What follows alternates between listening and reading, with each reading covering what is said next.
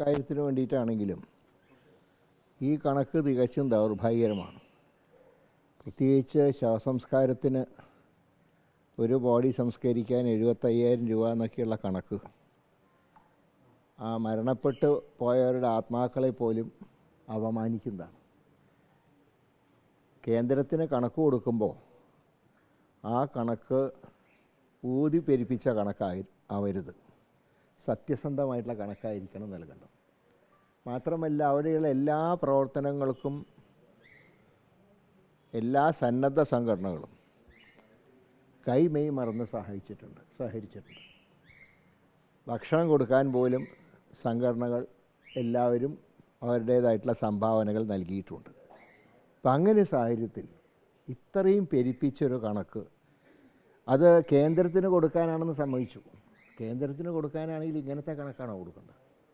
അപ്പോൾ കണക്കുകൾ സുതാര്യമല്ല, ഊതി പെരുപ്പിച്ച കുറേ കണക്ക് കൊടുത്തു.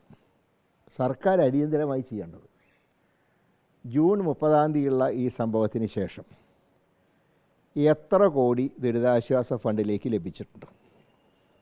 ഇപ്പോഴും സംഘടനകൾ കൊടുത്തുകൊണ്ടിരിക്കുന്നുണ്ട്. എത്ര കോടി ലഭിച്ചു? എത്ര കോടി വയനാട്ടിന് വേണ്ടി ചിലവാക്കി? ഞാൻ മനസ്സിലാക്കുന്നത് അവർക്കൊന്നും ഇതുവരെ കാര്യമായിട്ട് കിട്ടിയില്ല. അപ്പോൾ കിട്ടിയ തുക എത്ര, ചിലവഴിച്ച തുക എത്ര, ഇതിൻ്റെ വ്യക്തമായൊരു കണക്ക് പുറത്തു വിടാൻ സർക്കാർ മടിച്ചാൽ ഇനി ഏതൊരു കാര്യം വന്നാലും മുഖ്യമന്ത്രിയുടെ ദുരിതാശ്വാസ ഫണ്ടിലേക്ക് ആരും പൈസ കൊടുക്കാത്ത അവസ്ഥയുണ്ടാവും. അത് അങ്ങനെ സംഭവം ഉണ്ടാവരുത്. അതുകൊണ്ടാണ് സതുദ്ദേശത്തിലാണ് ഞങ്ങൾ പറയുന്നത്, കണക്ക് പുറത്ത് അറിയിക്കണം. എത്ര കോടി ചിലവഴിച്ചു, എത്ര കോടി ബാക്കിയുണ്ട്, അത് മൊത്തം കണക്ക് ജൂലൈ 30 മുതൽക്കുള്ള മുഴുവൻ കണക്കും സർക്കാർ പുറത്തു വിടണം. അതോടൊപ്പം കേന്ദ്രത്തിനും ഒരു ചുമതലയുണ്ട്. അവർക്കും കൈയെഴുകാൻ പാടൊന്നുമില്ല. കാരണം പ്രധാനമന്ത്രി വന്നു, സംഭവസ്ഥലം സന്ദർശിച്ചു. ഏതാണ്ടൊരു കണക്ക് കേന്ദ്രത്തിൻ്റെ കയ്യിലുണ്ടല്ലോ. ഒരു പ്രാഥമികമായിട്ട് ഒരു എമൗണ്ട് അവർക്ക് സാങ്ഷൻ ആയിക്കൂടെ? പ്രധാനമന്ത്രി വന്നു പോയിട്ട് 1 മാസം കഴിഞ്ഞില്ലേ? ഇത്രയും ദിവസമായിട്ട് എന്തുകൊണ്ട് കാശ് പോലും എന്തുകൊണ്ട് കേന്ദ്രം തന്നില്ല?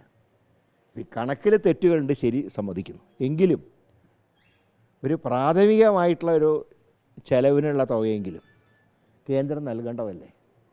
ഇപ്പം 2 പേരുടെ ഭാഗത്തും തെറ്റുണ്ട്.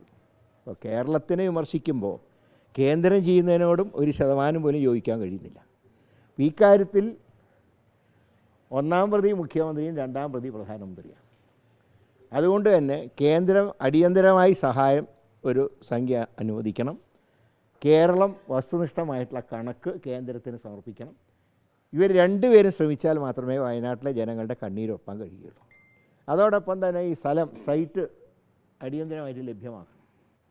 ഉദാഹരണം പറഞ്ഞാൽ എല്ലാ സംഘടനകളും വീടുകൾ പ്രഖ്യാപിച്ചിട്ടുണ്ട്. ഇപ്പോൾ ഞങ്ങൾ 100 വീടുകൾ രാഹുൽ ഗാന്ധി പ്രഖ്യാപിച്ചിട്ടുണ്ട്. പക്ഷേ വീട് എവിടെ വയ്ക്കും? അപ്പോൾ ആ സ്ഥലം കാണിച്ചു തരേണ്ട ചുമതല സംസ്ഥാന സർക്കാരിനുണ്ട്. അപ്പോൾ ഈ കാര്യങ്ങളെല്ലാം ഞാൻ പറയുന്നത്, ഇത്രയും ദുരന്തം കഴിഞ്ഞ് ഇത്രയും മാസങ്ങൾ പിന്നിട്ടിട്ട് പോലും ഒരു ശുഷ്കാന്തി 2 സർക്കാരുകളുടെ ഭാഗത്തും ഉണ്ടായിട്ടില്ല. ഇനിയിപ്പോൾ ഏതാനും ദിവസങ്ങൾ കഴിഞ്ഞാൽ ചിലപ്പോൾ ബൈ ഇലക്ഷനുകൾ പ്രഖ്യാപിക്കും. ഇപ്പോൾ വയനാട് ഉണ്ടാവുമെന്ന് അറിയില്ല, എങ്കിലും പാലക്കാടും ചേലക്കരയൊക്കെ ഉണ്ടാവും. പിന്നെ എല്ലാ ശ്രദ്ധയും ബൈ ഇലക്ഷനിലായിരിക്കും. അപ്പോൾ വയനാടുകാരെ പലരും ഓർക്കില്ല. അത് മുന്നിൽ കണ്ടുകൊണ്ട് എത്രയും പെട്ടെന്ന് വസ്തുനിഷ്ഠമായിട്ടുള്ള കണക്ക് കേന്ദ്രത്തിന് നൽകാനും അടിയന്തരമായ ഒരു തുക കേന്ദ്രം അനുവദിക്കാനും തയ്യാറാകണം. 2, ഇതിൻ്റെ കണക്കുകൾ പൂർണ്ണമായിട്ടും ദുരിതാശ്വാസ ഫണ്ടിലേക്ക് ലഭിച്ച തുക, ചെലവഴിച്ച തുക, ഇത് അടിയന്തരമായിട്ട് പുറത്തു വിടണം. ഈ കാര്യങ്ങളിൽ ശുഷ്കാന്തി കാണിച്ചില്ലെങ്കിൽ ശക്തമായിട്ടുള്ള സമരം കോൺഗ്രസ് പാർട്ടി നടത്തും എന്ന് പാർട്ടി നേതാക്കൾ, KPC പ്രസിഡന്റും പ്രതിപക്ഷ നേതാവും പ്രഖ്യാപിച്ചിട്ടുണ്ട്. ഈ പ്രതീക്ഷിത ചെലവ് എങ്ങനെയാണ് കാണിക്കുക എന്നാണ് പൊതുവെ പറഞ്ഞ് ഇപ്പം സർക്കാർ ആ രീതിയിലൊരു വിശദീകരണം വരുന്നത്. കാരണം ഇത് എന്നാലും ചെയ്യുന്ന ഒരു ക്രൂരതയില്ലേ? ഒരു മൃതദേഹം സംസ്കരിക്കാൻ 75,000 രൂപ എന്നൊക്കെ പറയുന്നത് അങ്ങനെ പറയാൻ പാടുണ്ടോ? മൃതദേഹം വെച്ചിട്ട് വില പേശാൻ പാടുണ്ടോ? ബാക്കി കണക്കുകളൊക്കെ പോട്ടെ, മൃതശരീരം വെച്ചിട്ട് വില പേശുന്നത് ഒട്ടും ശരിയായിട്ടുള്ള നടപടിയല്ല. അതിന് ഒരു കാരണവശാലും ന്യായീകരിക്കാൻ കഴിയും.